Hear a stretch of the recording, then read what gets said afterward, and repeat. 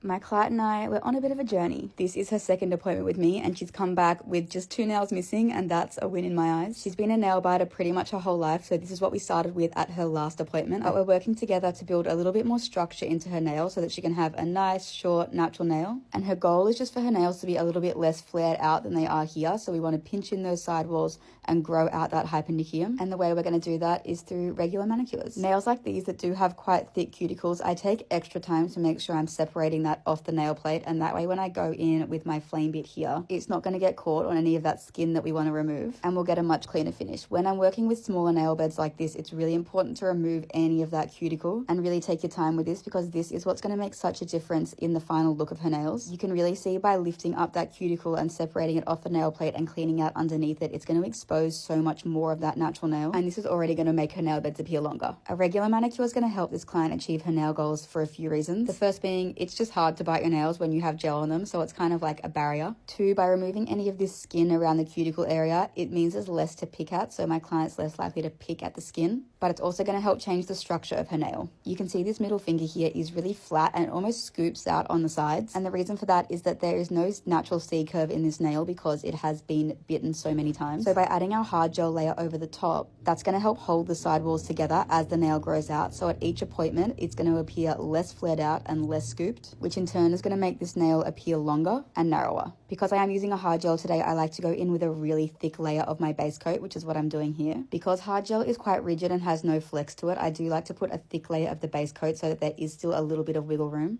before going in and building my apex with the hard gel. Today I'm using a clear one from American Creator. These are my favorite hard gels ever, and I'm positioning this gel in a way to make this nail appear a little bit less flared out. If you want more details on this, I do have an online course which goes further into detail. When I'm working with hard gel and honestly soft gel these days, I like to do any of my filing and shaping at the end after the gel is applied, because I find this gives you a much cleaner finish, and I'm also just going to go ahead and refine the structure to make sure it's exactly how I want it. Like I said, this nail does scoop a little bit, so I'm making sure that that isn't obvious once we've built our structure. Now, I'm going to be the first to say these nails are not going to look perfect today, and they probably won't even look perfect next time, but it's kind of like going to the gym. You don't go once and expect to have a six-pack. Similar goes with your nails. Like I said, it's a journey. I'm really happy with our results so far at our second appointment, and I'll make sure to film the next one so you guys can stay updated on my client's journey, but I'll see you then. Bye.